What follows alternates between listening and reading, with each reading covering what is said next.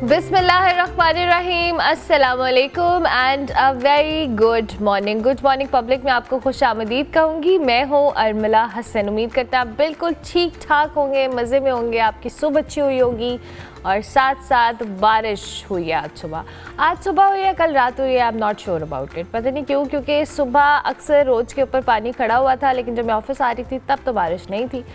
लेकिन I hope everyone is safe. और इस बारिश के साथ साथ चूँकि हम हमेशा दुआ करते हैं कि बारिश जो है वो रहमत की बारिश हो, किसी के लिए बाइस ज़हमत ना बने दो कि आंधी तूफ़ान के वाक़यात में बहुत सारे नुकसानात भी होते हैं। प्लीज़ मेक श्योर कि आप गैर ज़रूरी तौर पे इस वेदर के अंदर, जब आपको आइडिया है कि सूरत हाल क्या है, बाहर ना निकलें, घरों में एंजॉय करने की कोशिश करें। अच्छा जी, साथ साथ एंजॉयमेंट की हम बात कर रहे हैं, लेकिन चूँकि हम मुल्की जो सियासी मामलात हैं उसमें कुछ ऐसे ट्विस्ट और चीज़ें देखते हैं जो कहीं ना कहीं फिर से जो कह लीजिए ना एक साइकिल है जो ख़त्म होने का नाम नहीं ले रहा। और पाकिस्तान की अगर हालिया सियासी फ़िज़ा की बात की जाए तो उसमें एक बार फिर हमें गैर यकीनी की कैफियत देखने को मिल रही है। 5 अगस्त को जी मुतवक्के जो एहतजाज है उसकी जगह तहरीक इंसाफ की क़यादत ने अचानक 90 दिन की एहतजाजी तहरीक और अल्टीमेटम का ऐलान करके बाकी सबको हैरान किया या परेशान किया, ये तो आने वाला वक्त ही बताएगा। लेकिन सवाल यहाँ पर यह है कि ये आर या पार की हिकमत अमली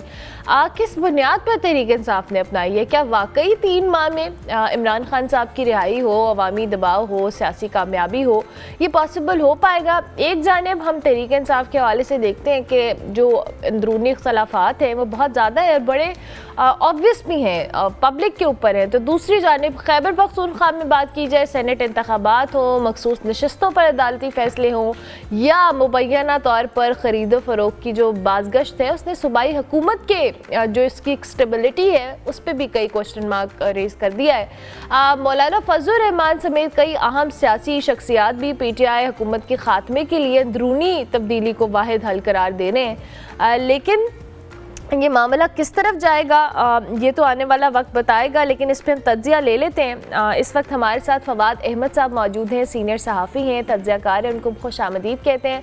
अस्सलाम वालेकुम फवाद साहब, thank you very much, good morning. आपके बैकग्राउंड से तो लग रहा है कि आप अच्छा खासा सुबह सुबह मौसम एंजॉय कर रहे हैं। जी, बैकग्राउंड लाहौर का है, अब कराची की क्या सूरत हाल है मुझे पता नहीं है। लाहौर में तो बड़ा इस वक्त खूबसूरत मौसम है, ठंडी हवा जो है वो चल रही है। और लाहौर में आम तौर पे मुझे मालूम है कि गुज़िश्ता साल या उससे पहले ये बहुत सख्त मौसम होता है जुलाई का, लेकिन इस दफ़ा लगता है कि जुलाई बहुत अच्छा है लाहौरियों के लिए। हम कराची के जो लोग हैं वो अलबत्ता इंजॉय करते रहे हैं, जुलाई अगस्त हमारे यहाँ वैसे ही अच्छा होता है, जून थोड़ा सा सख्त होता है। तो लाहौर में भी इस दफ़ा मुझे लगता है कि कराची की हवा आ गई है। अब लाहौरी ये कहेंगे कि आपके पास जो है वो कराची की हवा ना ही है तो अच्छा है, लेकिन मैं फिर भी ये कहूँगा कि कराची की हवा आ गई है। नहीं, हमें कराची की हवा पसंद है, क्योंकि समंदर की हवा वैसे ही अच्छी लगती है, कभी कभी अच्छा एहसास देती है। अच्छा जी, ये जो सियासी हवा है फवाद साहब, ये अब कुछ नया मोड़ इख्तियार कर रही है। ये जो 90 दिन का अल्टीमेटम है, आई रियली वांट कि आप इस पे कमेंट करें कि तहरीक इंसाफ ने किन बुनियादों के ऊपर, चूँकि इस वक्त जो पार्टी के मामलात हैं वो किसी से ढके छुपे नहीं हैं। बैरिस्टर गौहर हो, अलीमा खान साहिबा हो, फिर दूसरी जानिब हम दीगर रहनुमाओं की बात करें, आलिया हमजा साहिबा नाराज़ थी। ये सारे जो सिनेरियो के अंदर अल्टीमेटम का एक लफ्ज़ या इस चीज़ को हाईलाइट करना किस हद तक तहरीक इंसाफ की फेवर में है आपके ख्याल में? अच्छा देखें, अगर आप बात करें तहरीक की तो तहरीक एक तहर्रुक का नाम होता है, और तहर्रुक जो है वो एक मुस्तकिल मूवमेंट को हम लोग कहते हैं। पाकिस्तान तहरीक इंसाफ जिसकी क़यादत का ना सर है ना पैर है, अली अमीन गंडापुर साहब कर रहे हैं, अलीमा खान साहिबा कर रही हैं, बुशरा बीबी साहिबा माजी में करती रहीं, इमरान खान साहब के अहकाम चलते रहे, अलीमा खान साहिबा का एक अलग धड़ा था, फिर बैरिस्टर गौहर साहब हो गए, शेख वकास अकरम हो गए, सलमान अकरम राजा साहब हो गए, फिर तहरीक इंसाफ से बैठे हुए बाहर बैठे हुए वो लोग हो गए कि जो तहरीक इंसाफ बुरे वक्तों के अंदर छोड़ गए थे। हर किसी का एक अपना अपना बयानिया है, और उस बयानिए के अंदर पाकिस्तान तहरीक इंसाफ किसी तूफ़ान में डोलती हुई कश्ती की मानंद महसूस होती है, जिसका कोई मल्ला नहीं है, जिसका कोई नाखुजा नहीं है, जिसको कोई एंकर करने वाला, जिसको कोई एक जानिब लेके जाने वाला कोई नहीं है। पाकिस्तान तहरीक इंसाफ अगर ऐसी सूरत हाल में ये समझती है कि वो कोई तहरीक चला लेगी तो दुनिया में आज तक ऐसे हुआ नहीं है। हो सकता है कोई मौजज़ा जिस तरह पाकिस्तान तहरीक इंसाफ तवक्का रखती है वैसे कोई मौजज़ा हो जाए तो हो जाए, लेकिन सियासी तौर पे मौजज़े आम तौर पे होते नहीं हैं। सियासत में हाँ या ना की सूरत हाल होती है जिसमें रास्ता निकाला जाता है, रास्ता बनाया जाता है, मुज़ाकरात किए जाते हैं, गुफ्तगू की जाती है। उन तमाम चीज़ों से तहरीक इंसाफ नाबंद नज़र आती है। पहले आखिरी कॉल के नाम पर एक तमाशा था, अब आरियां पार के नाम पर एक तमाशा है। ये बुनियादी तौर पर एक डब्बा फिल्म जो आप समझती हैं ना कि जो सिनेमा के अंदर बहुत अच्छे टाइटल के साथ लगे और उसके बाद जो है वो फ्लॉप हो जाए, लोग वहाँ पर टमाटर और अंडों की बारिश करते हैं। खैर आजकल के सिनेमाज में ऐसा मुमकिन नहीं है, लेकिन पुराने ज़मानों में सुना है कि टमाटर मार दिया करते थे, लोग अंडे मार दिया करते थे, बोतलें उछालते थे, वो जो लोहे की अपना शीशे की बोतल हुआ करती थी, उस तरह की चीज़ें किया करते थे। तो ये महसूस ही होता है कि उस थिएटर हॉल के अंदर, जिसको समाज सियासी जो है वो थिएटर हम कहेंगे, वहाँ पर जो है वो तहरीक इंसाफ शायद अपनी फिल्म के साथ वही सूरत हाल करवाने के लिए जा रही है। जहाँ तक आपने बात की 90 दिन तहरीक की बात कहाँ से आई, पाकिस्तान तहरीक इंसाफ के अंदर इंतशार की बात तो हमने की कि अंदरूनी इंतशार इतना है कि जो कोई तहरीक बनाने के लिए शायद जो है वो मौजू ना हो, तहरीक बनाने का सबब ना बने। लेकिन जहाँ तक बात है पाकिस्तान तहरीक इंसाफ की 90 रोज़ा तहरीक के हवाले से, जो अली अमीन गंडापुर साहब एक नया जो है वो मंजन लेकर आए हैं, मैं समझता हूँ कि अली अमीन गंडापुर साहब कहीं ना कहीं कनेक्टेड हैं, किसी के साथ कनेक्टेड हैं, कहीं पर जो है वो तहरीकों की हवा निकालने के लिए, पाकिस्तान तहरीक इंसाफ की अपनी हुकूमत बचाने के लिए जो है वो पेशबंदी करते हैं, पेशकदमी करते हैं, हालात को लेकर चलते हैं। क्योंकि जिस तरीके से उन्होंने 90 दिन की तहरीक की बात की, इसका मतलब ये है कि उन्होंने 5 अगस्त का जो गुब्बारा फुलाया था पाकिस्तान तहरीक इंसाफ ने, हवा खड़ा कुछ की थी, उसके अंदर उन्होंने पिन छोटी सी मार के उसके अंदर से हवा निकाल दी है। खुद तहरीक इंसाफ के सोशल मीडिया के कारकुन भी यही समझते हैं। गैलप सर्वे जो है वो कुछ इस तरह की बातें कर रहा है कि उनकी कारकर्दगी अच्छी नहीं है, जिसमें पाकिस्तान तहरीक इंसाफ के अपने कारकुनों की राय ये है कि उनकी कारकर्दगी अच्छी नहीं है। महमूद खान की गवर्नमेंट से भी उनको कमज़ोर करार दिया जा रहा है या उस जैसे ही करार दिया जा रहा है। तो ये तमाम मंजर ये बताता है कि जिस तरीके से 26 नवंबर को अली अमीन गंडापुर साहब, मैंने खुद इंटरव्यू किया था बुशरा बीबी की जो बहन दुबई के अंदर मुकीम होती हैं, उन्होंने मुझे बताया था, ये मैं बात कर रहा हूँ 26 नवंबर के बाद, मेरा ख्याल है दिसंबर में किया होगा इंटरव्यू, 4-5 दिन बाद की बात है। तो उन्होंने कहा कि जी बुशरा बीबी को ज़बरदस्ती बिठाकर गाड़ी के अंदर खींचकर बिठाया गया और डी चौक से ले जाया गया और अली अमीन गंडापुर साहब इसके जिम्मेदार हैं, उन्होंने ऐसा किया। ये ऑन रिकॉर्ड चीज़ है, मैं उनकी ज़बानी जो मैंने सुना आपको बता रहा हूँ। तो वहाँ पर उन्होंने इल्ज़ाम लगाया, ज़ाहिर है कि बुशरा बीबी से बातचीत के नतीजे में लगाया। मैंने उनसे इसके बाद सवाल पूछा था कि क्या आपने बुशरा बीबी की किसी गुफ्तगू से तासुर लिया है, तो उन्होंने कहा हाँ जी बुशरा बीबी के साथ मेरी बातचीत हुई है, जिसके बाद मुझे तासुर मिला है कि उनको ज़बरदस्ती गाड़ी के अंदर बिठाकर जो है वो डी चौक से ले जाया गया है।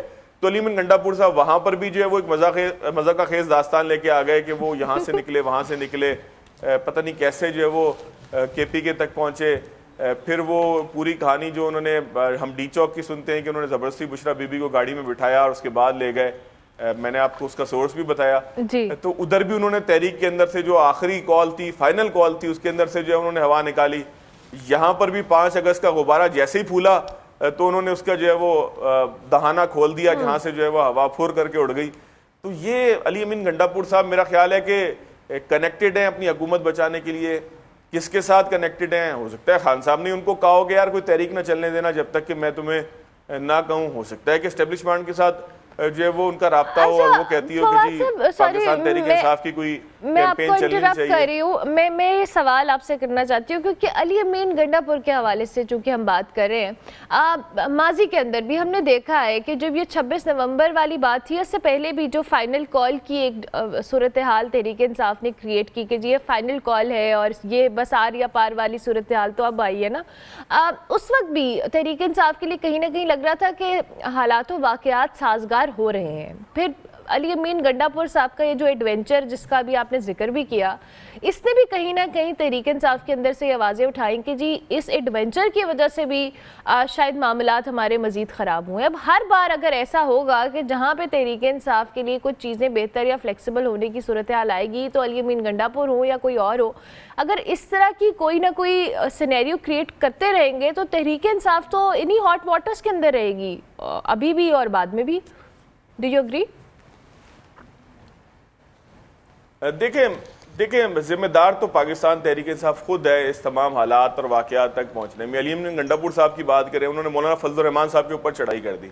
अच्छा, एक मौलाना फजल रहमान के साथ अली इब्न गंडापुर का तारीखी एक मखासमत का मामला ज़रूर है कि उनका हल्का एक ही है, एक ही इलाके के लोग हैं। ज़ाहिर है कि मैं और आप एक ही इलाके से इलेक्शन लड़ें, या आप जीतेंगी या मैं जीतूंगा, तो उसके अंदर मेरी आपकी मुखालफत तो बनेगी, चाहे आप जो है वो हम इत्तेहाद की सूरत में कभी भी साथ चलने के लिए तैयार हो जाएं, अगर पॉलिटिकल ग्राउंड्स की बात की जाए। तो मौलाना फजल रहमान के साथ उनका डिस्कम्फर्ट अपनी जगह है, और फिर मौलाना फजल रहमान हमेशा KPK की हुकूमत के अंदर जो है वो किसी ना किसी हिस्से के ख्वाहिशमंद भी रहे हैं और हुकूमत के लिए एक मुतबादिल भी हमेशा समझे जाते रहे हैं। तो अली इब्न गंडापुर साहब ने उनको भी नाराज़ करने की बात की जिनके साथ पाकिस्तान तहरीक इंसाफ ने तहरीक चलानी थी। यानी कि अगर कोई तहरीक चलती, नेशनल लेवल के ऊपर कोई कंसेंसस होता, कोई मूवमेंट बनती जिसमें महमूद खान अचकजई साहब क़यादत करते और मौलाना फजल रहमान भी उनके साथ साथ होते, तो अली इब्न गंडापुर साहब ने उसका तो रास्ता रोक दिया। इसी तरीके से सियासी तहरीक जिसका आपने तस्करा किया कि जब हालात साजगार होने लगते हैं, जब मामलात बनने लगते हैं, तो कोई ना कोई बयान ऐसा आ जाता है। इसमें हम अली इब्न गंडापुर साहब को क्यों कसूरवार करा दें इस सारे मामले के अंदर, जहां पर स्पॉइल करने की बात हो। स्पॉइलर तो खुद खान साहब छोड़ते हैं, जैसे उन्हें पता लगता है। अभी आपको पता है उनके कुछ कायदीन ने खत लिखा उनको, जेल में जो कोट लखपत के अंदर कैद है, उन्होंने लिखा कि जी आप खान साहब शाह महमूद कुरैशी साहब की क़यादत में एजाज चौधरी साहब हैं, उमर सरफराज सीमा साहब हैं और दीगर उनके यास्मीन राशिद साहिबा हैं, इन सब ने महमूद रशीद साहब हैं, इन्होंने ख़त लिखा अपनी क़यादत को, खान साहब को, कि जी मुज़ाकरात का रास्ता अपनाएं, मुज़ाकरात के ज़रिए जो आगे बढ़ने की कोशिश करें। और खान साहब ने यकसर उसको मुस्तरद कर दिया। यानी कि जो लोग खान साहब से ज़्यादा तकलीफ़ें उठा रहे हैं, जिनके पास एक्सरसाइज मशीन नहीं है, जिनको चूचे का जूस जो है वो, चूचे का जो क्या कहते हैं आप लोग, यखनी पीने को नहीं मिलती, जिनको जो है वो मुरगन खाने नहीं मिलते, जिनका कोई जेल में स्केजुअल नहीं है, जिनके स्किन के ऊपर जो है वो इस वक्त सुना है कि रैशेज हो गए हैं, उनको गर्मी से तकलीफ पहुंच रही है, उन तमाम लोगों का उन्होंने कोई ख्याल नहीं किया कि उनकी कोई बात भी सुन लेते या उनके लिए कोई इज़हार हमदर्दी के दो बोल देते कि ये लोग भी मेरी खातिर जेल के अंदर है। खान साहब को जेल में भी सिर्फ अपनी परवाह है, उनको अपने साथ कैद किसी फ़र्द की परवाह नहीं है। मैं तो हैरान हूँ कि पिछले काफ़ी अरसे से मैं देख नहीं पा रहा कि खान साहब ने कोई बयान दिया हो कि 9 मई के केसेस में जो लोग जेल के अंदर हैं उनके साथ भी कोई हमदर्दी की हो। पूरी क़यादत का एक ही फोकस है कि किसी तरीके से खान साहब बाहर आ जाएं, खान साहब बाहर आ जाएं, बाकी सारे लोग जो है उसमें बेशक काम आ जाएं।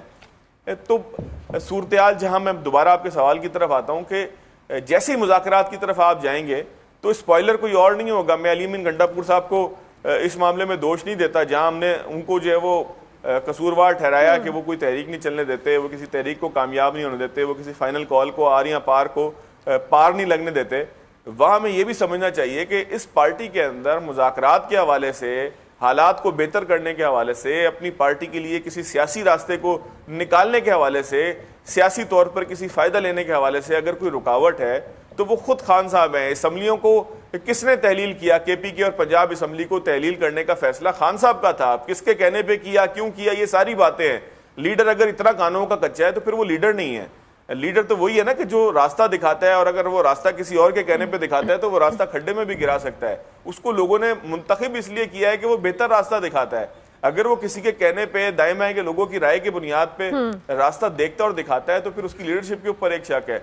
तो खान साहब ने ऐन उस मौके के ऊपर कि जब हालात उनकी फेवर में नहीं थे, उन्होंने 2 असम्बलियाँ जो उनकी ताकत थी, अब देखें ना आप, इस वक्त उनको पता लग रहा है कि KPK के अंदर उनकी अगर हुकूमत है तो वही पाकिस्तान तहरीक इंसाफ के सर्वाइवल की वजह है कि पिशावर से एक काफिला निकलता है और लाहौर आकर सियासी एक्टिविटी करता है और फिर वापस चला जाता है। पिशावर से एक काफिला निकलता है, इस्लामाबाद डी चौक तक पहुंचता है, वहां पर जो है वो हल्ला गुल्ला मचाता है और उसके बाद वापस चला जाता है। तो खुद इमरान खान साहब को इस वक्त इस बात का एहसास होगा कि अली इब्न गंडापुर साहब की अगर हुकूमत KPK के अंदर मौजूद है तो वही उनके लिए कोई ना कोई रिलीफ का सबब बन रही है। अब अगर इसको कंक्लूड करें, जाहिर है कि आपके भी इस पार्ट का वक्त नहीं, कम मैं होगा। कंक्लूड करने से पहले एक और सवाल आपसे करना चाहती हूँ क्योंकि मेरे पास अभी वक्त है, मैं चाहूंगी आप इसको भी एड्रेस करें। ये जो हम अली इब्न गंडापुर साहब की बात करें, ठीक है, कहीं ना कहीं ये तहरीक या उनकी जो खैबर पख्तूनख्वा के अंदर हुकूमत है उसका एडवांटेज तहरीक इंसाफ को है, लेकिन एट द सेम टाइम यहाँ पर इस पार्टी के अंदर बहुत सारे ऐसे लोग भी हैं from the very day, first day वो पार्टी के साथ एसोसिएटेड है, they have been very vocal, उनकी स्ट्रैटेजी, प्लानिंग, और वो कुछ सेंसिबल लोग भी हैं, वी ऑल नो, जो जेल के अंदर हैं, कुछ जेल के बाहर भी हैं। वो भी कहीं ना कहीं नाराज़ हैं तहरीक इंसाफ से।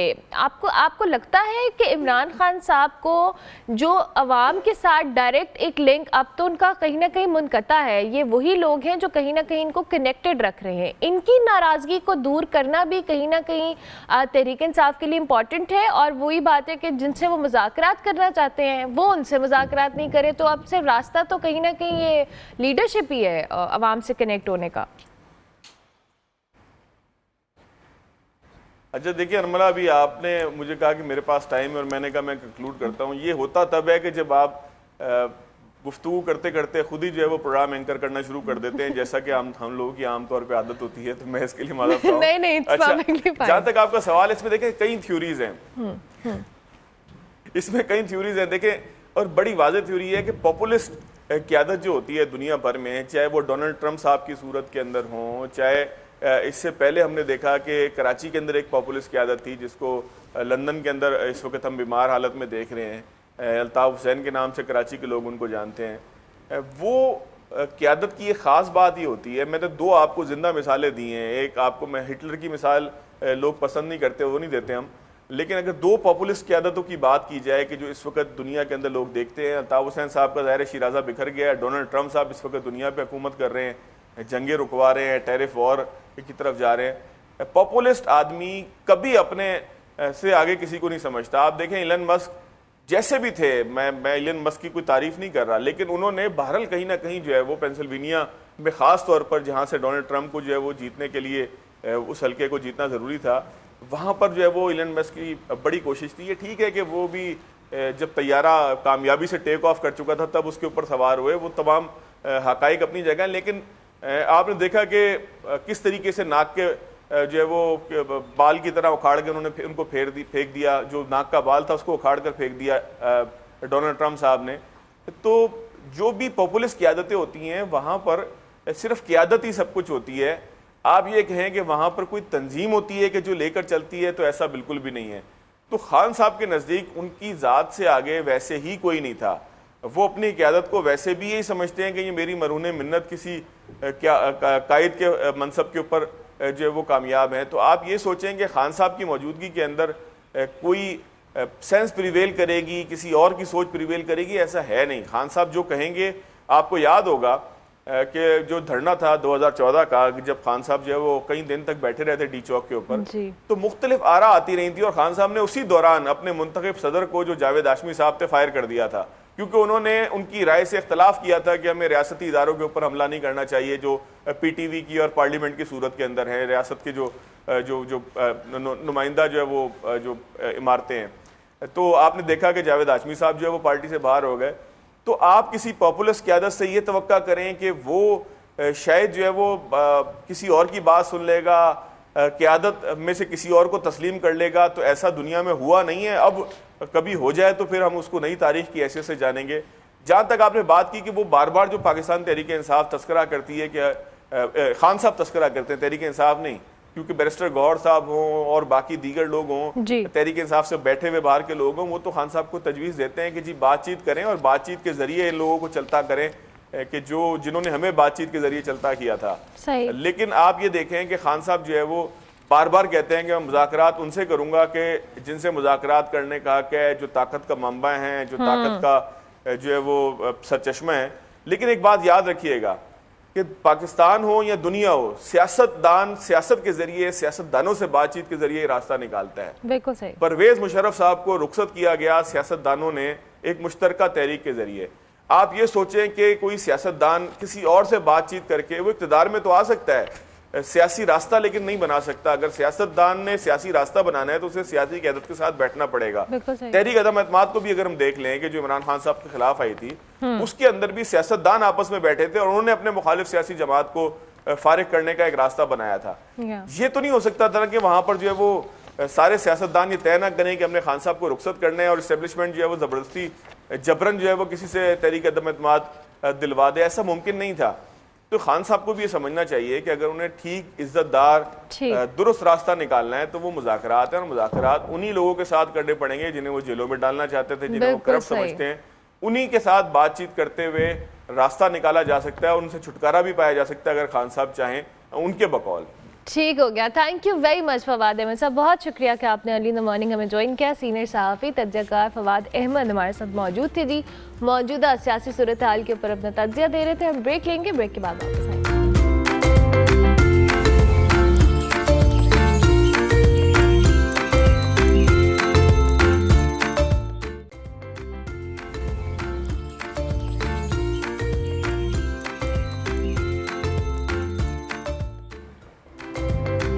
Welcome back to good morning public ji. Break के बाद वापस आ गए। आज पाकिस्तान समेत दुनिया भर में यूथ स्किल्स डे मनाया जा रहा है, जिसका मकसद ये है कि नौजवानों में जो स्किल है और फ़नी और जो पेशा वराना महारतें हैं उनको सिखाकर एक बाइख्तियार और ख़ुद कफ़ील मुस्तकबिल की बुनियाद रखी जाए। दुनिया भर की आबादी के हवाले से बात की जाए तो उसमें यूथ का तनासुब तेज़ी से बढ़ रहा है और उन्हें ही स्किलफुल बनाने के लिए और उनको ना बनाए बगैर तरक्की का ख्वाब मुमकिन नहीं हो सकता। एक रिपोर्ट के मुताबिक जी पाकिस्तान में नौजवानों की जो आबादी है उस लिहाज से ये 5वां बड़ा मुल्क है, जहाँ 64% आबादी 30 ईयर्स से कम उम्र अफराद पर मुश्तमिल है। इनमें से 15 से 29 बरस के नौजवानों की जो शरह है वो 36% है और ये जो है इनमें जो इंथुजियाज़म है, जज्बा है, ये कुछ कर दिखाने का ख्वाहिश भी रखते हैं, मगर वसाइल की कमी हो, गाइडेंस हो, तालीमी निज़ाम हो, इसमें बहुत सारे ऐसे फैक्टर्स इन्वॉल्व हैं जिसकी वजह से ये प्रॉपर्ली उस चीज़ को अचीव या एग्जीक्यूट नहीं कर पाते। अगर हम मैट्रिक की सतह पे बात करें तो 70% जो तलबा है वो तालीम अधूरी छोड़ देते हैं और उनके पास ना कोई स्किल होता है और ना कोई एजुकेशन होती है, जिसकी वजह से भी वो ओवरऑल सिस्टम के अंदर कहीं ना कहीं गुम होकर रह जाते हैं। आज हम इसी हवाले से बात करेंगे कितना इम्पॉर्टेंट है एंटरप्रेन्योरशिप की तरफ लेके आना, लोगों को स्किलफुल बनाना और ये सारे फैक्टर्स इसमें क्या क्या चीज़ें इन्वॉल्व है। इस वक्त हमारे साथ शकील अहमद मीर साहब मौजूद हैं, चेयरमैन विजन पाकिस्तान है और इनका भी यही गोल है कि इस तरह से लोगों को एंटरप्रेन्योरशिप की तरफ लेकर आएँ और स्किल उनको प्रोवाइड करें। Thank you very much Shakeel साहब, बहुत शुक्रिया आपका। हमें थोड़ा सा अपने इस काम के हवाले से भी आइडिया दीजिएगा और चूँकि आज ये दिन भी सेलिब्रेट किया जा रहा है कहीं ना कहीं तो इसकी इम्पोर्टेंस और ज़्यादा बढ़ जाती है। जी बिल्कुल, thank you very much first of all for having me. देखें, जो आपने बात की कि नौजवानों की, मेरे ख्याल में हमारी जो पावर है ये हमारा नौजवान है। जिस तरह आपने बताया कि 64% पाकिस्तान की जो आबादी है उसमें नौजवान है और ये नौजवान एक बहुत बड़ा रोल प्ले कर सकते हैं। हमारा अलमिया ये है कि बाज़ दफ़ा हमारे पास ये जो पावर है इसको हम उस तरह से यूज़ नहीं कर पाते और यूज़ कैसे करना है इनको हमने गाइड भी करना है, इनको हमने बताना कि कैसे जो अपना जोश है इनका वो बाज़ दफ़ा वो इस किस्म की चीज़ों में लगता है कि जहाँ वो इतना यूज़फुल नहीं है उनके लिए भी, कौम के लिए भी, तो वो अगर उसको यूटिलाइज करें तो बहुत बड़ी अपॉर्चुनिटी है। मैं आपको कुछ नंबर्स जिस तरह आपने बताया मैं भी बताता हूँ। जैसे पाकिस्तान की जो फ्रीलांसिंग मार्केट है, यानी नौजवान जो पैसा कमाते हैं अपने घर में बैठ के और वो सर्विसेज देते हैं यूरोप के तो अमेरिका के लोगों को, वो $500 मिलियन इंशाल्लाह क्रॉस करने लगी है इस साल। तो उस लिहाज से अगर हम देखें तो सबसे बड़ा जो अभी हमारा मसला है वो है बेरोजगारी। लेकिन अभी वक्त है कि हम अपने नौजवान को गाइड करें, उनको बताएं कि बहुत सारे बेशुमार लोग हैं जो इस तरह से अपना काम स्टार्ट करते हैं। अगर रोजगार अवेलेबल नहीं है तो आप अपना काम स्टार्ट कर सकते हो, तो उसके बेशुमार तरीके हैं। जैसे आप एक कोई स्किल सीखें, इसी मिशन पे हूँ कि अपने नौजवानों को ये सिखाएं किस तरह आप घर बैठे ऑनलाइन आप डिजिटल मार्केटिंग सीख सकते हो, आप ई कॉमर्स सीख सकते हो, आपका जो भी स्किल है उसको आप यूटिलाइज कर सकते हो वर्ल्ड स्टेज पे। और ये आप यूज करते हैं तो I mean results are amazing. यही नौजवान जो है वो इस वक्त जो बाज़ दफ़ा का शिकार होता है, ये सबके लिए मिशल राह बनेगा। और मेरे ख्याल में ये जो हमारी फिगर है ना कि $500 मिलियन इस साल क्रॉस करेगा, हम इसको कई बिलियन डॉलर पे लेके जा सकते हैं, जिसका मतलब ये है कि लाखों नौजवानों को नौकरी मिलेगी। जब नौकरी मिलती है उनको एक रास्ता मिलता है, तो एक डिफरेंट किस्म का नौजवान हमें देखने को मिलेगा। अच्छा शकील साहब, अब आपने जो बात की कि बड़ा ज़रूरी है कि हम इससे जो हमारे यूथ है या यंगस्टर्स हैं वो घर बैठे भी ऑनलाइन बहुत सारी चीज़ों की ट्रेनिंग ले सकते हैं, एंटरप्रेन्योरशिप की तरफ आ सकते हैं, कोई स्किल सीख सकते हैं, लेकिन at the same time unfortunately अगर कोई एजुकेशन सिस्टम के अंदर उस तरह से नहीं रहा है, उसको नहीं आइडिया है, फिर उसके बाद उसने अपना कोई काम या स्किल सीखना है, तो हमें हर स्किल को यहाँ कहीं ना कहीं एजुकेशन से जोड़ दिया जाता है। ये कितना इम्पॉर्टेंट है कि ये वाली जो गाइडेंस है यूथ को मिले कि अगर आपके पास एजुकेशन नहीं भी है या फॉर सम रीज़न नहीं उस तरह से पढ़ सके हैं, तो आप अपना कोई ना कोई ऐसा स्मॉल स्टार्टअप कर सकते हैं जिससे आपको कहीं ना कहीं हेल्प मिल सकती है, आप फाइनेंशियली स्टेबल हो सकते हैं, इकोनॉमी के अंदर अपना रोल प्ले कर सकते हैं। जो गाइडेंस वाला एलिमेंट है या काउंसलिंग वाला, मैं इसको एक प्रॉपर टर्म अगर इस्तेमाल करूँ, ये कितना ज़रूरी है? ये बहुत जरूरी है, बल्कि आपने जो यहाँ पॉइंट उठाया है तालीम का, एजुकेशन का, एजुकेशन देखिए कोई जमाना था आज से 20-25 साल पहले कहा जाता था कि डिग्री कर लो हालात सही हो जाएंगे। डिग्री करने का मतलब यह है कि आपको एक जॉब मिल जाएगी। अब अगर हम अपनी हालत देखें कि एक बहुत बड़ी परसेंटेज है जो मास्टर्स करके बैठे हैं, डिग्रियां पकड़ के बैठे हैं, लेकिन अब नौकरी नहीं है।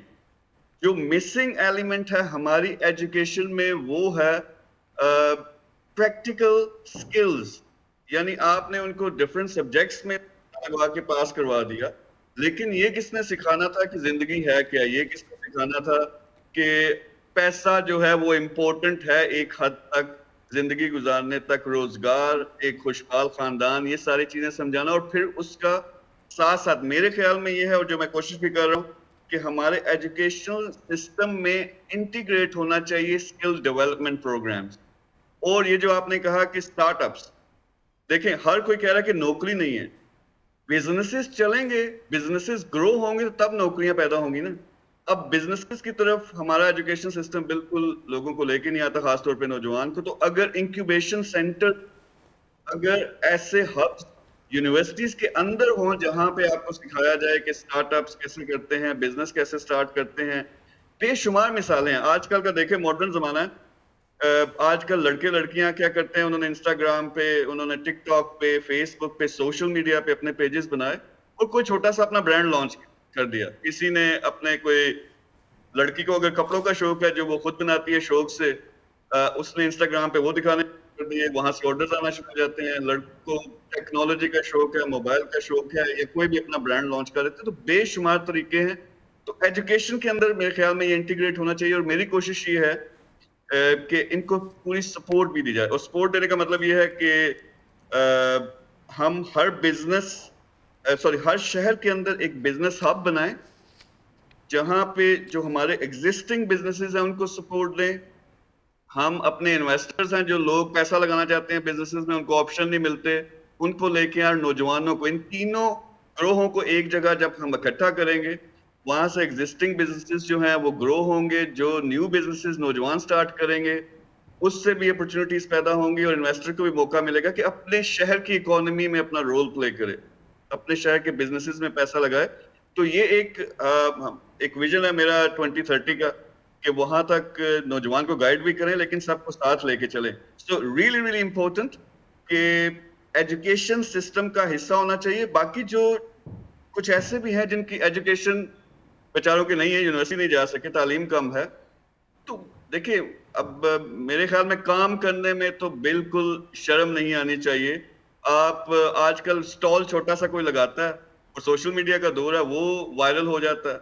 आप समोसों की, चाट की, कोई इस तरह की छोटी मोटी रेड़ी लगा के वहां से भी आप स्टार्ट कर सकते हैं। मैं ये नहीं कह रहा कि आपने सारी जिंदगी यही करना है। कई लोग रेड़ी से स्टार्ट हुए हैं और जाके रेस्टोरेंट्स बना लिए और पूरी फ्रेंचाइज पे पहुंच गए। तो ऑप्शंस हर एक के लिए मौजूद हैं, सिर्फ थोड़ा सा मसला जो है हाथ पकड़ के इन नौजवान को चलाने वाला कोई नहीं है। और कोशिश कर रहे हैं कि हम मिलके सारे उनको गाइड भी करें, उनको सही राह पे भी चलाएं। आई एम ग्लैड कि आप ये कोशिश कर रहे हैं, लेकिन उसके साथ साथ शकील साहब इसमें स्टेट का भी बड़ा इम्पोर्टेंट किरदार है। और अभी आपने जहाँ पे एजुकेशन की बात की है, जदीद दौर के मुताबिक विद टाइम दुनिया बहुत जो कह लें फास्ट इवॉल्व कर रही है, और अब एआई का दौर है, डिजिटल दौर है, जिस तरह आपने ख़ुद भी बात की, इसमें बहुत सारी ऐसे स्किल्स हैं जो कि हम अभी उसमें बहुत पीछे हैं अपने कंट्री में। यही बच्चे फिर विलिंग होते हैं कि ये बाहर जाएं और अपनी जो स्किल है उनको वहाँ बेहतर तौर पे यूटिलाइज़ करें, क्योंकि at the end of the day finances सबके लिए इम्पॉर्टेंट होते हैं, और लोग कहते हैं कि जी फाइनेंशियल एस्पेक्ट से हमें बाहर ज़्यादा इस चीज़ का स्कोप है। ये कितना इम्पॉर्टेंट है कि इस तरह की जदीद एजुकेशन या टेक्नोलॉजी को मुल्क के अंदर भी हम अपने यूथ को सिखाएं, और इस बात को मेक श्योर करें कि they get the right opportunities to utilize those skills, because जब स्किल आ गया अब यूटिलाइज करने के फॉरम्स नहीं है, क्या करेंगे वो? Very important point. सबसे पहले मैं ये थोड़ा सा डिफरेंट एंगल यहाँ पे लूंगा कि नौजवान को भी थोड़ी सी होश करनी चाहिए। माइंड न करेंगे मेरे अपने बच्चे हैं, भाई हैं, भतीजे हैं, कि यार जवान हो गए हो। यानी आप देखें कि पाकिस्तान का जो नौजवान है दुनिया में इस वक्त नंबर 1 है जब कोई चीज वायरल करनी होती है। मीम्स बनाने में सबसे आगे हैं, कोई इस तरह शुगल मेला करना, इस तरह की चीज में सबसे आगे टेक्नोलॉजी यूज कर रहे हैं ना, और टेक्नोलॉजी वो पावर यूज कर रहे हैं सोशल मीडिया की।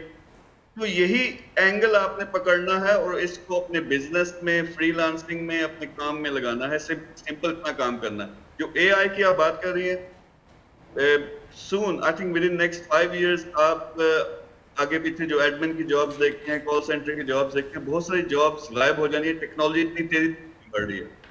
ओके, आपको मजे की बात ये बता दूं कि प्लेटफॉर्म जो हम बिल्ड कर रहे हैं कि फ्री में पूरे पाकिस्तान के नौजवानों के मिशन है कि कम से कम 10 मिलियन नौजवानों को ट्रेन करें फ्री में। वो सारे का सारा तालीम भी एआई टेक्नोलॉजी की है और बेस भी एआई पे है। यानी एक नौजवान जब उस प्लेटफॉर्म पे जाएगा तो ऑटोमेटिकली टेक्नोलॉजी असेस करेगी स्किल के मुताबिक इसको कौन कौन से कोर्सेज सिखाने चाहिए। ऑटोमेटिकली टेस्ट होते हैं।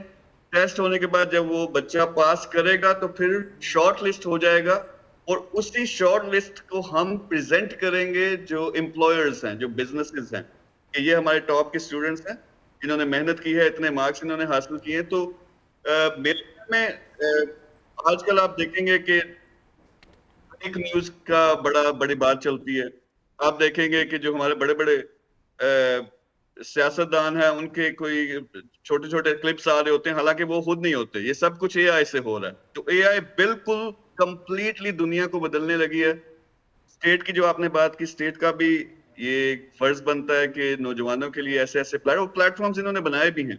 लेकिन मैं यहाँ पे जो जोर दूंगा वो नौजवान हमारा दुनिया में मेरे ख्याल में नंबर 1 टैलेंट के लिहाज से नंबर 1 है। सिर्फ वो टैलेंट सही जगह से शायद यूज नहीं हो रहा, तो उसको खुद रिस्पॉन्सिबिलिटी लेनी चाहिए कि मैंने अपने पैरों पे खड़ा होना। मैं एजुकेटेड बंदा हूँ, आज के मॉडर्न दुनिया का मैं इंसान हूँ, तो मैं जो भी मेरे सामने अपॉर्चुनिटीज हैं उसको खुद अवेल करके मेहनत करनी है, अपने पैरों पे खड़ा होना है। अपने पैरों पे नहीं खड़ा होना, और लोगों को भी साथ लेके चलना है। जब ये विजन होगा, इस पे जब वो एक दफा, जिस तरह मैंने कहा कि ये मीम्स पे लगे हुए, इस तरह अगर काम पे लग जाएं तो मेरे ख्याल में 4-5 साल है, पाकिस्तान खुद बदल जाएगा। ठीक हो गया। Thank you very much. Shakeel Ahmed Mir साहब हमारे साथ मौजूद थे जी, चेयरमैन विजन पाकिस्तान, और इनके मुताबिक हमें अपॉर्चुनिटीज़ क्रिएट भी करनी है और कहीं ना कहीं इनका इदारा भी इस हवाले से काम कर रहा है। हम ब्रेक लेंगे, ब्रेक के बाद वापस आएंगे।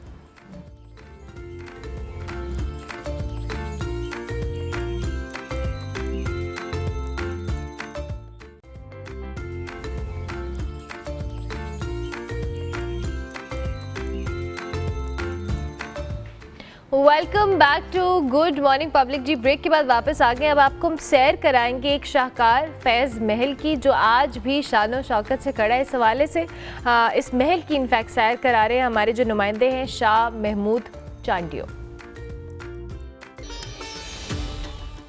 फैज़ महल तालपुर दौर की निशानी।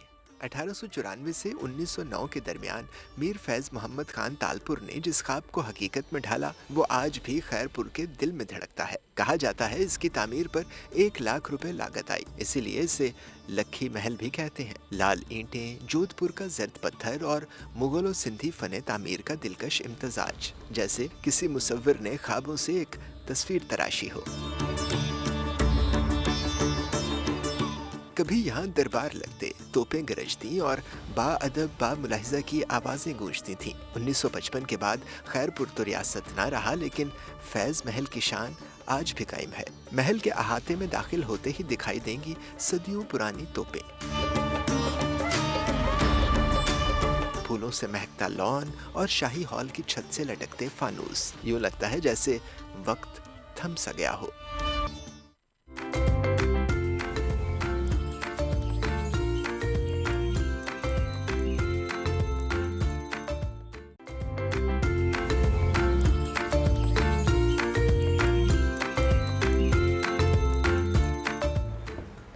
Welcome back to good morning public ji. Break के बाद वापस आ गए। अब जिस टॉपिक के हवाले से हम बात करने वाले हैं, पिछले कुछ दिन पहले, इनफैक्ट 1-2 दिन पहले मेरी नज़र से एक वीडियो भी गुजरी और आई एम श्योर कि बहुत सारे लोगों ने देखी होगी। पाकिस्तान की जो शोबिज़ इंडस्ट्री है, इसमें जो लेट पेमेंट्स का मसला है वो हर गुजरते दिन के साथ संगीन सूरत अख्तियार कर रहा है। पाकिस्तान की जो इंटरटेनमेंट इंडस्ट्री है, इसमें जो आर्टिस्ट हैं, टेक्निकल स्टाफ है, उनका जो मुआवजा है उसकी बर वक्त अदायगी ना होना एक बहुत पुराना मसला है, कोई नया नहीं है। लेकिन अब इसके हवाले से बहुत सारे लोग वोकल होना शुरू हो गए हैं। सीनियर हो, बासर अफराद हो, वो खुलकर आवाज़ उठा रहे हैं। और मारूफ अदाकार हम सब जानते हैं, सैयद मोहम्मद अहमद साहब बहुत ज़बरदस्त एक्टर हैं, बड़े सीनियर हैं, जिन्होंने कई मशहूर ड्रामों में काम किया है।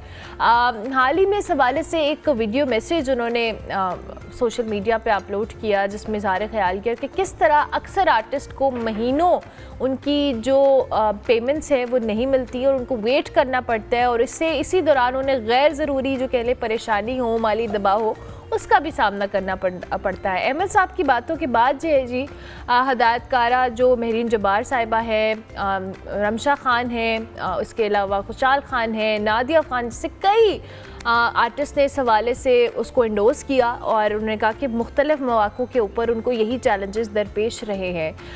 क्या ये इशू अब ज़्यादा हो रहा है या हमेशा से ये इशू था? और ये महज चंद अफराद का नहीं है, बल्कि ये तो आर्टिस्ट हैं जो बात कर रहे हैं।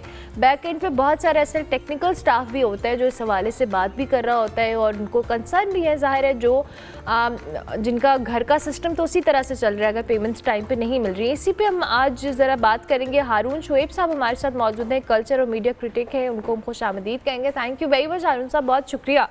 अब मैं पहले तो ये क्लैरिटी आपसे लेना चाहूँगी कि क्या इस इंडस्ट्री, एंटरटेनमेंट इंडस्ट्री जिसकी हम बात कर रहे हैं, लेट पेमेंट्स का आइडिया या मसला इनफैक्ट ये बहुत पुराना है या अभी ज़्यादा लोग इस बारे में बात करें या नहीं, हमेशा से इस तरह का इशू है? देखिए जी, मैं जो ये बात जानता हूँ, मैं तो बहुत अरसे से मीडिया और एंटरटेनमेंट इंडस्ट्री को देख रहा हूँ, तो मुझे मालूम है कि जब एक ही चैनल था इस मुल्क में, तो पेमेंट देर से हुआ करती थी, लेकिन हमें पता था कि 3 या 4 महीने बाद आपका चेक आपको मिल जाएगा। लेकिन ये जो प्राइवेट प्रोडक्शन हाउसेस की आमद के बाद माहौल बना है, और जहाँ पर जिस तरह फ़नकारों को, और ना सिर्फ फ़नकारों को, ज़्यादा तकलीफ़ दह बात यह है कि छोटे छोटे जो क्रू में अफराद होते हैं, स्पॉट बॉयज़ होते हैं, लाइटिंग कर रहे हैं, कैमरे पे हैं, उन लोगों के लिए भी जो है पेमेंट्स प्रोडक्शन हाउसेस के पास नहीं होती, और वो जो है वो डिले पे डिले करते रहते हैं अब विदाउट रियलाइजिंग कि जब आप इतनी डिलेड पेमेंट किसी को देते हैं तो ना उस पैसे की वो वैल्यू रहती है। ज़ाहिर इंसान की एक अपनी फाइनेंशियल प्लानिंग भी होती है, और फिर उसके बाद ये भी कि उस दौरान में अगर किसी खुदा न खास्ता किसी को बहुत शदीद ज़रूरत हो जो कि इमीडिएट नेचर की हो, तो उसके पास वो रकम भी नहीं होती जो उसका हक है।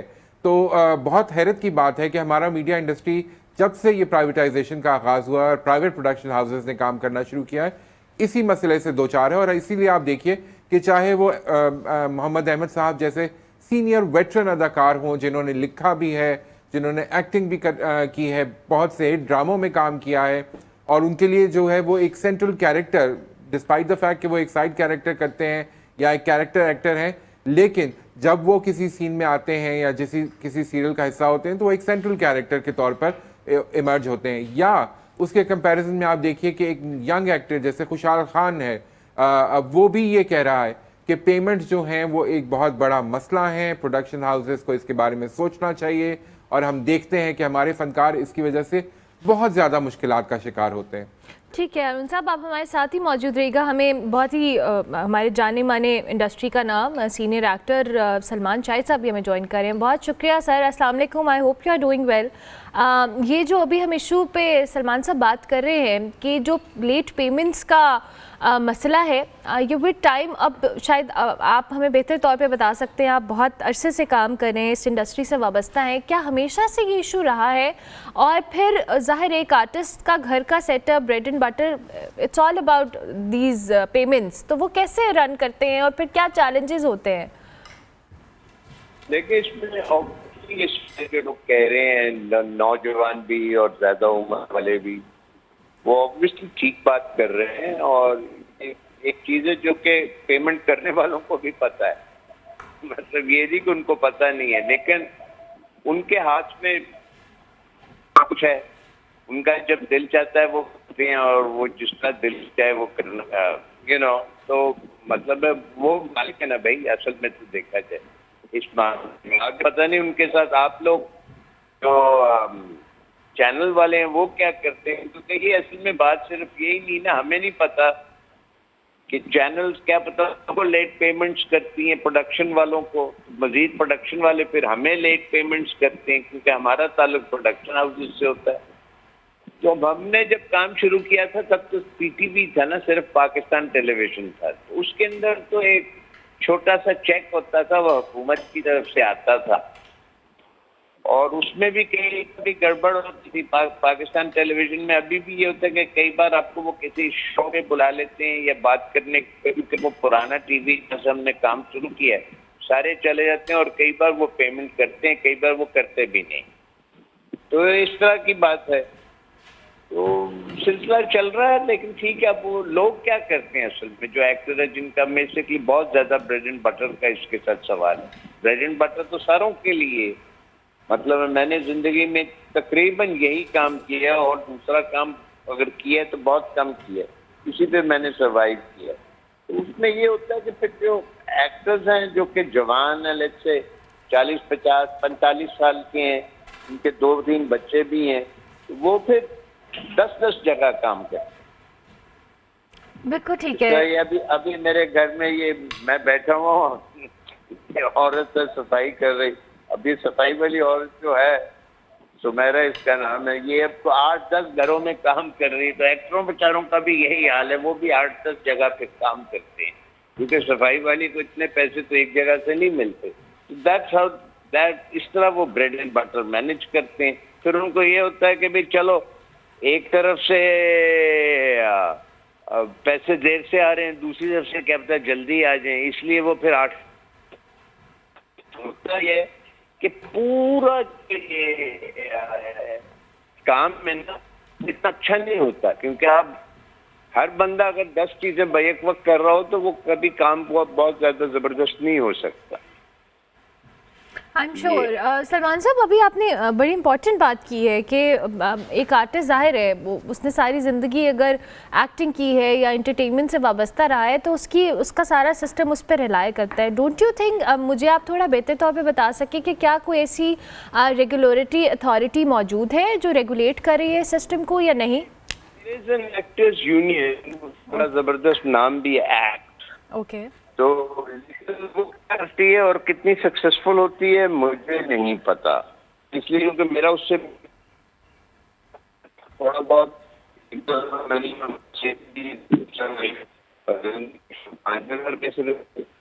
सलमान साहब, आपके ऑडियो का थोड़ा सा इशू है, आप अपने फोन को करीब कर लीजिएगा प्लीज। ठीक है जी जी, बेहतर है। तो ये उस समय कोई उसकी होती थी 5,000 अ ईयर, अब कुछ उन्हें 20-22 हज़ार हो गई है। वो करते क्या है मुझे नहीं पता, सिर्फ एक चीज उन्होंने कुछ किया है कि एक्टर्स को अगर आप उसके मेंबर हो, कुछ होता किसी के साथ किया है तो मिल जाती है। उसके अलावा बहुत चीजें वो कर सकते हैं, वो लेकिन वो कर नहीं सकते, कर पाते नहीं है। I don't know. बिल्कुल सही। और वैसे तो हमारी भी इंडस्ट्री न्यूज़ मीडिया में भी कोई ऐसा सिस्टम नहीं है कि कोई एक सैलरी स्केल फिक्स किया हो। डू यू थिंक कि आर्टिस्ट के लिए भी इस तरह की एक चीज़ होनी चाहिए कि प्रोडक्शन हाउसेस हों या चैनल्स हों, उनको बाउंड किया जाना चाहिए कि आप पेमेंट्स भी टाइम पे करें, अगर आप नहीं भी करें तो एक जो सैलरी स्केल है या कोई एक चीज़ को डिफ़ाइन किया जाए फॉर द आर्टिस्ट, क्योंकि वही बात है कि जिसने एक्टिंग की है या जिस एंटरटेनमेंट इंडस्ट्री से वाबस्ता रहा है उसने सारी ज़िंदगी वही किया है। It's like a job for them.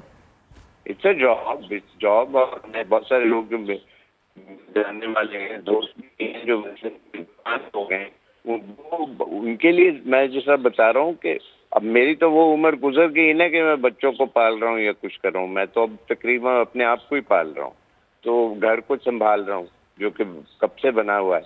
तो बात ये है कि जो वो निस्बतन इस तरह की उम्र के लोग हैं 35, 40, 45 साल के, उनके पास अभी उस बच्चे कोई 16 साल का, 10 साल, 5 साल का, तो वो उनकी एजुकेशन, आपको एजुकेशन कितनी मुसीबत है।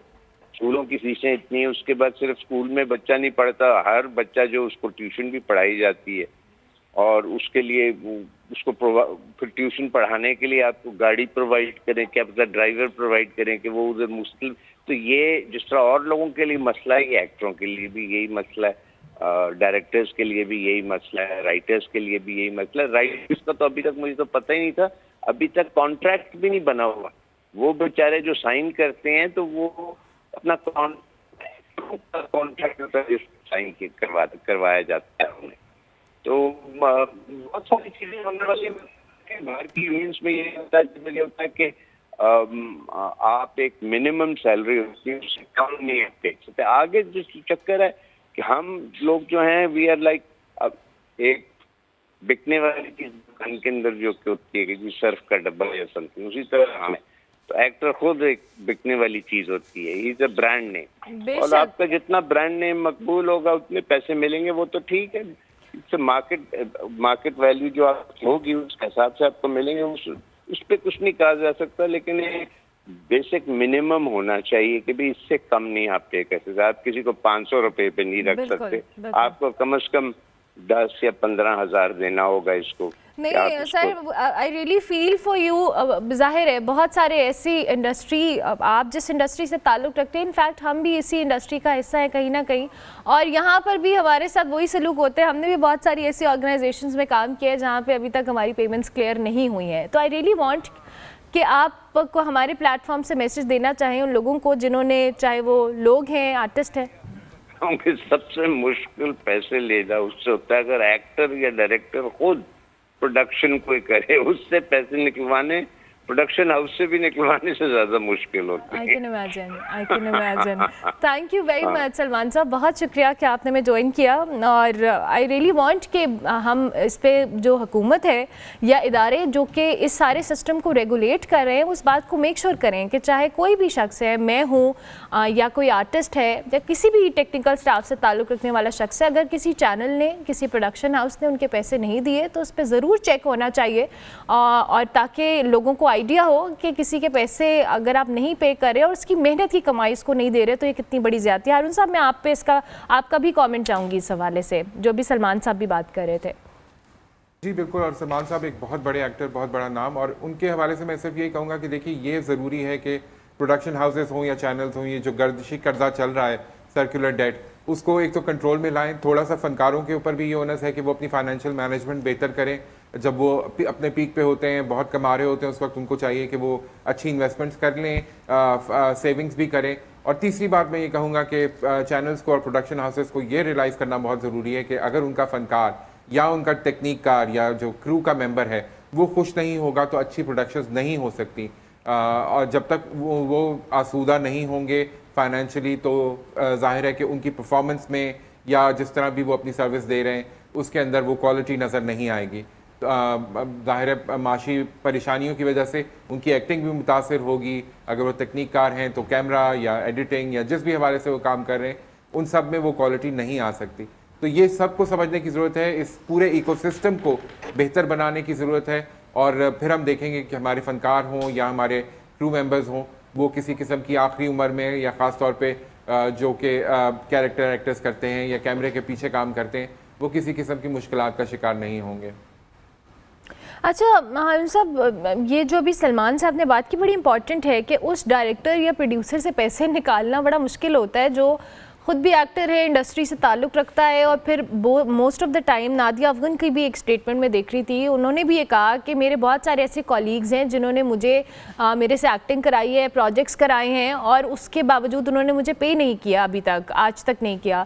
So how important is that, ये जो मुफ्त में काम कराने का कॉन्सेप्ट है दोस्ती यारी में, और या फिर आप अगर काम करा रहे हैं, कोई प्रोजेक्ट करा रहे हैं और उसका पे नहीं कर रहे, इसका भी तो कोई सद्देबाब होना चाहिए। जी बिल्कुल होना चाहिए, कॉन्ट्रैक्ट्स को बेहतर होना चाहिए। आई थिंक आर्टिस्ट की एक यूनियन होती है, या स्टूडियोज़ की यूनियन होती है, या टेक्नीशियंस की यूनियन होती है, उसकी तरफ भी सोचने की ज़रूरत है। मुझे याद है कि 2-3 दफ़ा माजी में ये कोशिश की भी जा चुकी है।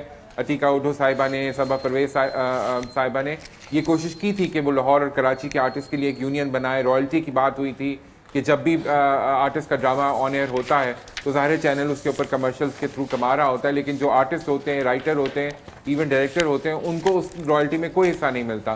तो ये सारी डिस्कशंस होती रही हैं, लेकिन अब वक्त आ गया है कि आई थिंक पूरे इंडस्ट्री को जो है वो इसके ऊपर एक कॉन्क्रीट स्टेप्स लेने की ज़रूरत है। स्टैंडर्डाइज कॉन्ट्रैक्ट्स होने चाहिए, चाहे वो कैमरे के आगे काम करने वाले लोग हों या पीछे काम करने वाले लोग हों। मुझे याद है कि हम एक सीरियल का हिस्सा थे जिसमें एक बहुत बड़े एक्टर जो थे, जिनको बड़ा बारूद समझा जाता था स्क्रीन पे, वो अक्सर जो थे वो सेट पे जो बाकी लोगों से 200-250 रुपया मांग कर रक्षा लेकर जाया करते थे वापस। तो जाहिर है जब आप एक एक्टर को इस किस्म के हालात में रखे हुए हैं तो वो क्या परफॉर्मेंस देगा। उनका कैरेक्टर जो है स्क्रीन पे एक बारोब नवाब का या जागीरदार का है, लेकिन उसको जो है वो लोगों से उधार मांग कर अपना गुजारा करना पड़ रहा है। तो इस तरह के हालात भी हमने देखे हैं। तो बेहतर है कि तमाम एक्टर्स और इंडस्ट्री ये बैठकर सोचे कि अगर हमने क्वालिटी का काम करना है और हम ये सोच रहे हैं कि हम इंटरनेशनल लीग के OTT प्लेटफॉर्म्स के साथ कम्पीट करेंगे, तो फिर हमें अपने प्रोडक्शंस को स्ट्रीमलाइन करना पड़ेगा और फाइनेंशियल मैनेजमेंट की तरफ भी सोचना पड़ेगा कि इनफ्लो और आउटफ्लो कैश का किस तरह होगा। बिल्कुल ठीक है, थैंक यू वेरी मच हारून साहब, बहुत शुक्रिया आपका भी, और सलमान शाहिद साहब भी हमारे साथ मौजूद थे जी। एंड इट्स वेरी इंपॉर्टेंट, और ये अच्छी बात है कि यंग एक्टर्स हों, चाहे वो रमशा खान है, खुशहाल खान है, इन सब ने आगे बढ़ के इस हवाले पे स्टैंड लिया है, स्टैंड अपनाया है कि प्रोडक्शन हाउसेस को पेमेंट करनी चाहिए। जाहिर है एक आर्टिस्ट के लिए या किसी के लिए भी it's their bread and butter, और उनकी जो मेहनत की कमाई है उनको टाइमली मिलना इट्स वेरी इंपॉर्टेंट। हम ब्रेक लेंगे, ब्रेक के बाद वापस आएंगे।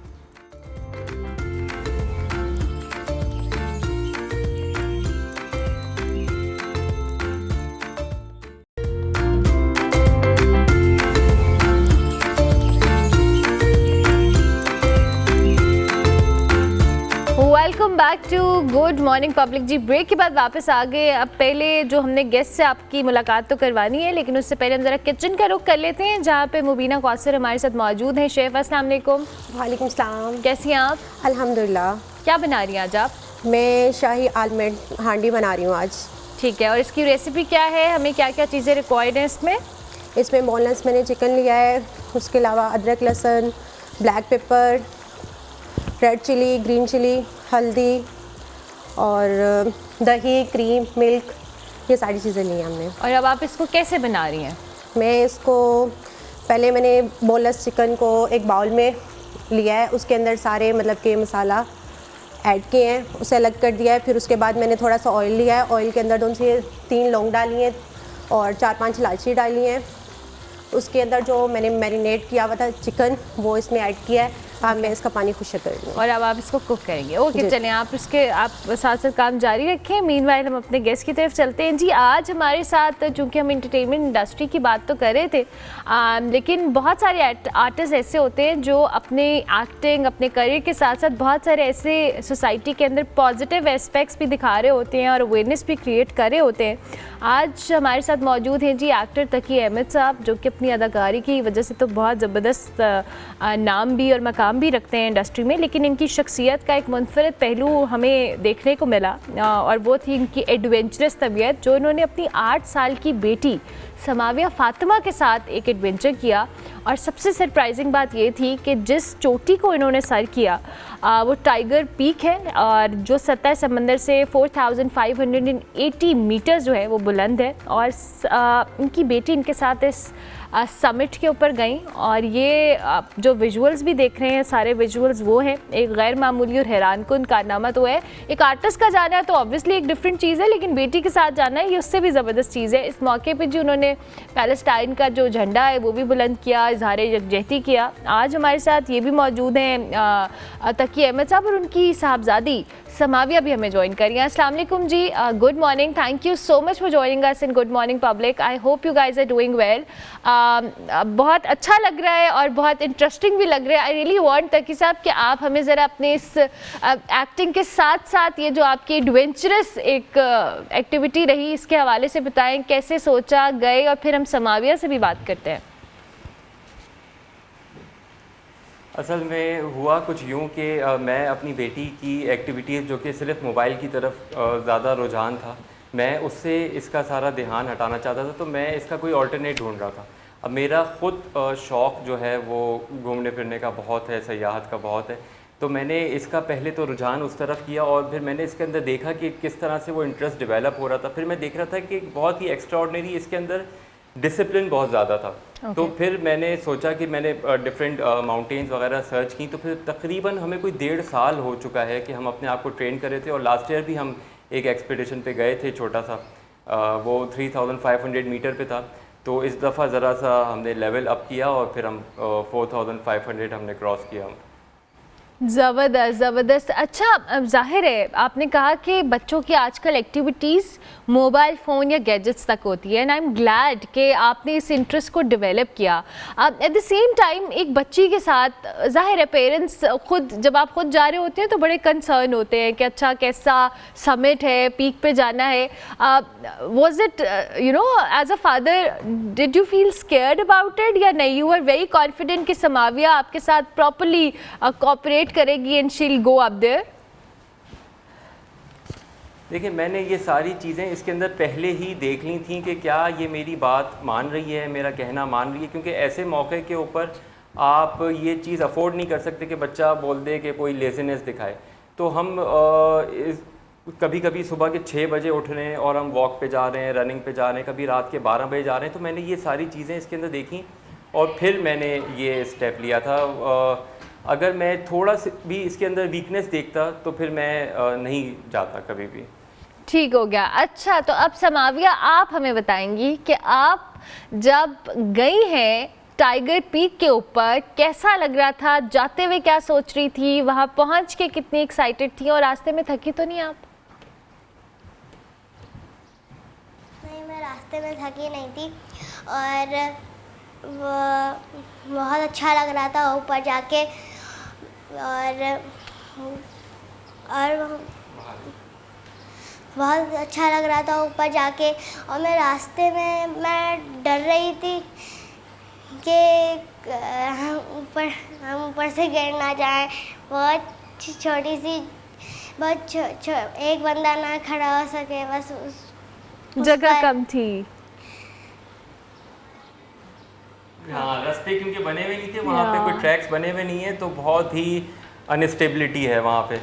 तो लेकिन माशाल्लाह से कर लिया इसने। दैट्स अमेजिंग, माशाल्लाह, आई एम रियली ग्लैड।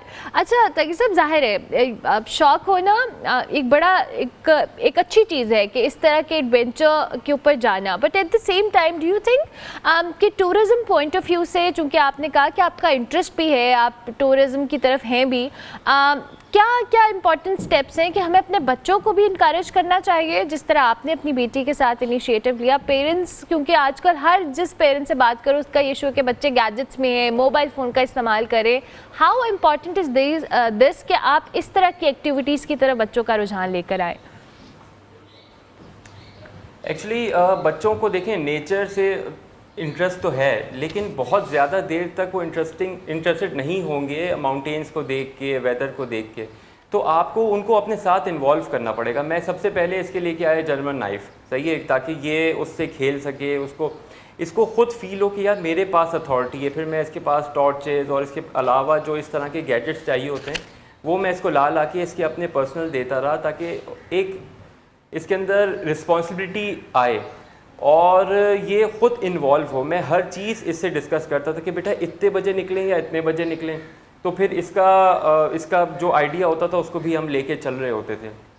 तो आपको इन्वॉल्व करना पड़ेगा, अगर आप सिर्फ थोपते रहेंगे बच्चों के ऊपर, क्योंकि बच्चे सख्ती में इस तरह का काम नहीं कर सकते। ये चीज़ तो जब तक बच्चा खुद इन्वॉल्व नहीं होगा तब तक कभी भी नहीं कर पाएगा।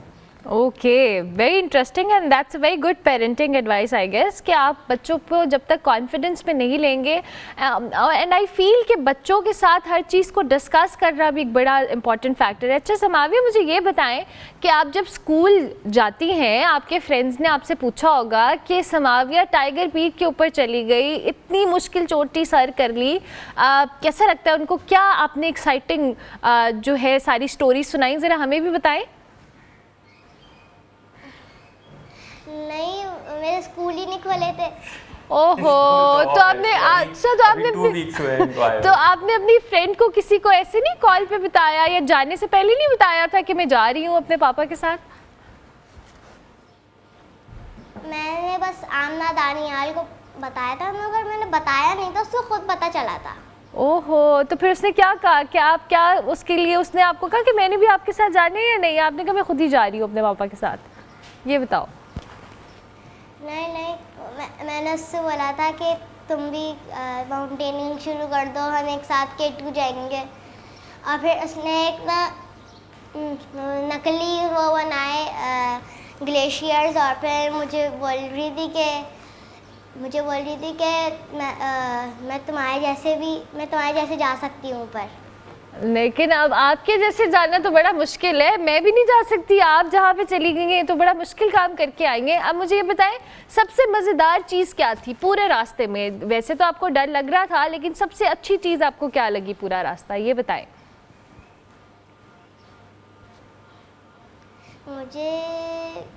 मुझे सबसे अच्छी चीज़ स्नो लग रही थी। स्नो लग रही थी? हाँ, ठीक है, ज़बरदस्त।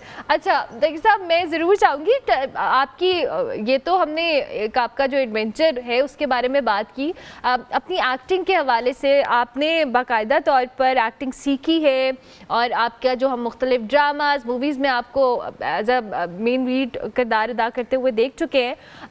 इंडस्ट्री के हवाले से भी हम ब्रेक पर जाने से पहले एक सेगमेंट कर रहे थे जिसमें हमने बहुत चीज़ों को डिस्कस कर रहे थे कि एक आर्टिस्ट के लिए अपॉर्चुनिटीज़ होना, और फिर साथ में हम अहमद साहब की एक वीडियो का भी जिक्र किया। रियली वांट कि आप भी अपना एक्सपीरियंस ओवरऑल एक्टिंग के साथ और अभी जो आपके प्रोजेक्ट्स पाइपलाइन में है ज़रूर हमारे देखने वालों के साथ शेयर करें।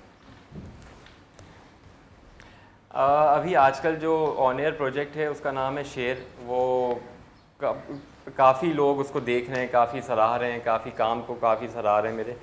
और इसके अलावा जो आपने अहमद साहब की बात की, ये मसले मसाइल ये तो शुरू से ही थे। ये कोई नया मसला नहीं आया एकदम से कि इस वक्त मुल्क के हालात ऐसे हैं तो अब जो है ये एक नया इशू आ गया। हर किसी से आप बात करो वो कहता है यार मुझे उसके पीछे से पैसे नहीं आए, उससे बात करो तो वो कहते हैं यार मेरे पैसे वहाँ फंसे हुए हैं। तो आखिर में जो एक एक्टर होता है वो उस जगह तक नहीं पहुँच पा रहा कि असल में वो जो पेमेंट्स का इशू है ये रिजॉल्व कैसे होगा। लेकिन फिर भी मैं कहूँगा कि आजकल हालात काफ़ी बेहतर हैं, पिछले 5-6 साल में काफ़ी बेहतर हैं हालात। लेकिन उससे पहले अगर हम बात करें उससे पुराने दौर की, तो पैसे बहुत ज़्यादा फंसते थे। और मैं आपको एक और बात बताऊं, ये जो अभी मैंने नुमान एजाज सर की भी वीडियो देखी थी, उन्होंने कहा था मेरे 2.5 करोड़ 3 करोड़, ये वो बहुत पुरानी बात कर रहे हैं। उस वक्त से वो पैसे फंसे हुए और मुझे समझ नहीं आ रहा कि वो निकल क्यों नहीं पा रहे। उनको हो जाने चाहिए थे इशू रिजॉल्व, लेकिन हमारे यहाँ होता ही है कि जब एक चीज़ फंस जाती है तो फिर बहुत मुश्किल से वो सही होते हैं मामला। आई कैन इमेजिन कि बड़ा मुश्किल होता है। इन द एंड हमारे देखने वालों को, आपने चूँकि अपनी बेटी के साथ एक समिट किया है, एज अ पेरेंट आप कुछ भी कहना चाहें और फिर हम समाविया से एक मैसेज लेते हैं और इनका प्लान पूछते हैं आगे इन्होंने कहाँ जाना है। अपनी जान ना छुड़ाएं बच्चों से। मैं हमेशा ये देख रहा होता हूँ, किसी रेस्टोरेंट में भी जाता हूँ तो पेरेंट्स जो होते हैं वो अपना फूड एंजॉय कर रहे होते हैं और बच्चा अगर उन्हें तंग कर रहा होता है तो उसके हाथ में फ़ोन पकड़ा देते हैं और सामने एक फ्राइज़ की प्लेट रख देते हैं। तो जान ना छुड़ाएं, बच्चे को अपने साथ इन्वॉल्व करें, उसको आपका टाइम चाहिए, आप जैसे चाहें उसको लेके चल सकते हैं, उसको सब कुछ करवा सकते हैं। ज़रूरी नहीं है कि पहाड़ पे लेके जाएं, आपकी अपनी जितनी कैपेबिलिटी है, जितनी एक्सपर्टीज़ है आपकी, आप उस हिसाब से अपने बच्चे को मोल्ड करें और उसको वहाँ पे लेके जाएं। बच्चा आपको दिन में तारे दिखा देगा, आप यकीन करें। ज़बरदस्त ज़बरदस्त। समाविया, कहाँ जा रही हैं आगे आप? नेक्स्ट कौन से पहाड़ पे जाना है आपने, क्या सोचा है? अभी हमने सोचा नहीं है, मगर हम जाएंगे 5000 मीटर के एलिवेशन पे। ओके, तो अभी आपने K2 का भी अभी कहा था। माउंटेन का नहीं सोचा हुआ है, लेकिन ये इन्होंने सोचा हुआ है कि बाबा मैंने वो 4500 K2 का भी प्लान है। K2 का भी प्लान है। K2 पे मुझे भी साथ ले जाएं, मैं भी आपके साथ चलती हूँ। आप इतनी मुश्किल समिट पे जा सकती हैं तो मैं भी चली जाती हूँ आपके साथ। ले जाएंगे आप मुझे? ठीक है, पक्का? हाँ, आ जाएगा। ठीक है, थैंक यू वेरी मच। नया नाज़ाबाद आ जाएगा, यहाँ पे आके ट्रेन किएगा अपने आप को। हाँ, यहाँ डन। की ट्रेनिंग कर लेगा आप। बस ठीक है, मैं ट्रेनिंग करने आ रही हूँ। डन, इंशाल्लाह। माउंटेन भी है और perfect perfect. Thank you very much तकिया साहब, बहुत शुक्रिया आपका भी। And Samavia, thank you very much for your time. बहुत अच्छा लगा बेटा आपसे बात करके। समाविया, फातिमा और तकिया अहमद साहब हमारे साथ मौजूद थे जी, इनसे हम बात कर रहे थे। प्रोग्राम का वक्त ख़त्म हो रहा है, लेकिन जाते जाते हमारी डिश भी रेडी हो चुकी है, जो कि हमारी शेफ़ बना चुकी हैं। बिल्कुल फाइनल रेडी हो गई जी? जी बिल्कुल हो गई है। और इस पर आप गार्निशिंग किस चीज़ की करेंगी?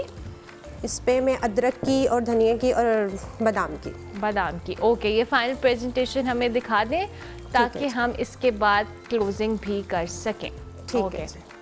परफेक्ट। ये होगी गार्निशिंग। और आपने इसमें ज़्यादा इसको ड्राई नहीं किया है, इसमें आपने थोड़ा इसका ग्रेवी रखी है, राइट? जी जी। Okay, perfect. आप इसको इस तरफ रखते हैं ताकि कैमरे में कैप्चर हो जाए और साथ साथ आप इस पे गार्निशिंग कर दें। इस डिश का नाम हमें दोबारा बताइएगा मुबीना। शाही आलमंड हांडी। शाही आलमंड हांडी जो है हमारी रेडी हो चुकी है, इस पे गार्निशिंग हो रही है। मुबीना कौसर हमारे साथ मौजूद थी जी। आई होप कि आपको आज का प्रोग्राम अच्छा लगा होगा। फीडबैक आपने हमारे सोशल मीडिया हैंडल्स पे लाजमी देना है और इंशाल्लाह मेरी आपसे मुलाकात होगी कल। तब तक के लिए अल्लाह हाफ़िज़।